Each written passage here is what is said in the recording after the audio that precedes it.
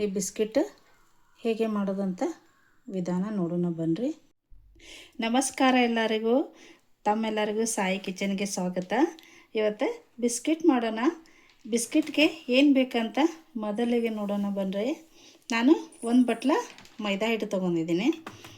ಅದು ಸ್ವಲ್ಪ ರವೆ ಮತ್ತು ಕಾಲು ಭಾಗ ಇದು ಸಕ್ಕರೆ ಪೌಡರ್, ಸಕ್ಕರೆ ರುಬ್ಬಿ ಇಟ್ಕೊಂಡಿದ್ದೀನಿ. ಸ್ವಲ್ಪ ಬೇಕಿಂಗ್ ಪೌಡರ್ ಮತ್ತು ಹಾಲು ಮತ್ತು ತುಪ್ಪ. ಇದೆಲ್ಲ ಮಿಕ್ಸ್ ಆಗಿ ಕಲಿಸ್ಕೊಳ್ಳೋಣ ಬನ್ನಿರಿ. ಮಿಕ್ಸ್ ಮಾಡಿ ಮೊದಲಿಗೆ ಮೈದಾ ಹಾಕಿದೆ, ರವೆ ಮತ್ತು ಸಕ್ಕರೆ,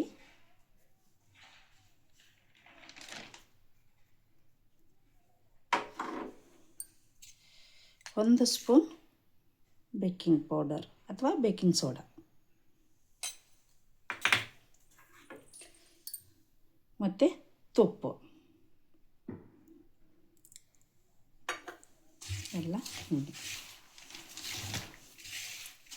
ಎಲ್ಲ ಮಿಕ್ಸ್ ಮಾಡಿ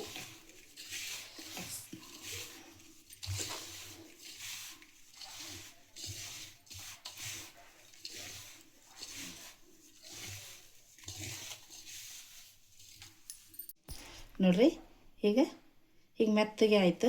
ಈಗ ಇದರಲ್ಲಿ ಹಾಲು ಸ್ವಲ್ಪ ಹಾಲು ಹಾಕಿ ಕಲಿಸ್ಕೊಳ್ಳೋಣ.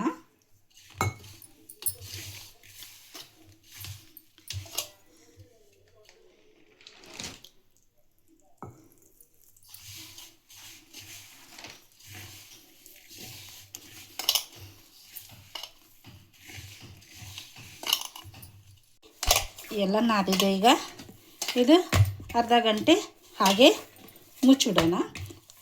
ನೋಡಿರಿ, ಅರ್ಧ ತಾಸು ಆಯಿತು, ನೆಂದಿದೆ. ಈಗ ಇದನ್ನು ಸ್ವಲ್ಪ ಮತ್ತೆ ನಾದ್ಕೊಂಡು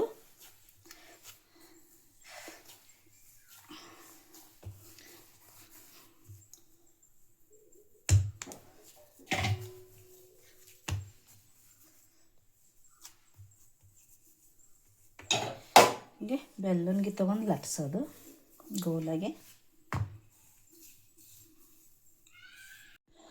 ಹೀಗೆ ಸಾಚೆ ತೊಗೊಂಡು ಹೀಗೆ ಕಟ್ ಮಾಡಿ, ನಿಮಗೆ ಯಾವುದು ಡಿಸೈನ್ ಇಷ್ಟ ಅದು ತೊಗೊಂಡು ಸಾಚೆ ತೊಗೊಂಡು ಕಟ್ ಮಾಡಿರಿ. ನೋಡಿರಿ, ಸಾಚೆ ಇರಲಿಲ್ಲ ಅಂದರೆ ಏನು ಬೇಜಾರಿಲ್ಲ. ಈ ಥರ ಬಾಟ್ಲಿ ಮೇಲಿಂದ ಬೂಚಿರ್ತೈತಿ, ಅದು ಬೂಚ್ ತೊಗೊಂಡು ಹೀಗೂ ಕಟ್ ಮಾಡ್ಕೋಬೋದು. ನೀವು ಹೀಗೆ ಡಿಸೈನ್ ಮಾಡ್ಕೋಬೋದು ಚಾಕುವಿಂದ. ನೋಡಿ, ಹಿಂಗೆ ಗೋಲೂ ನೀವು ಕಟ್ ಮಾಡ್ಕೋಬೋದು. ಹೀಗೆ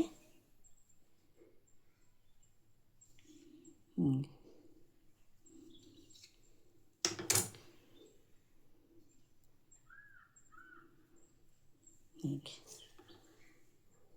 ಎಲ್ಲ ಕಟ್ ಮಾಡಿದೆ. ನೋಡಿ, ನೋಡಿರಿ, ಗ್ಯಾಸ್ ಸ್ಲೋ ಇಟ್ಟು ಹುರಿರಿ. ಇದು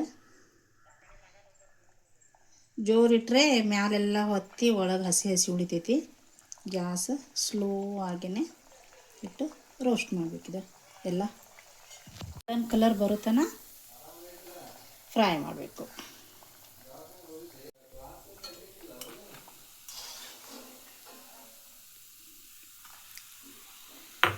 ನೋಡಿರಿ, ಬಿಸ್ಕಿಟ್ ರೆಡಿ.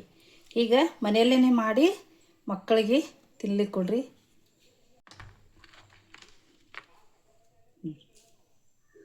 ನೋಡಿರಿ, ಮಸ್ತ್ ನೋಡಿರಿ ಬಿಸ್ಕಿಟ್.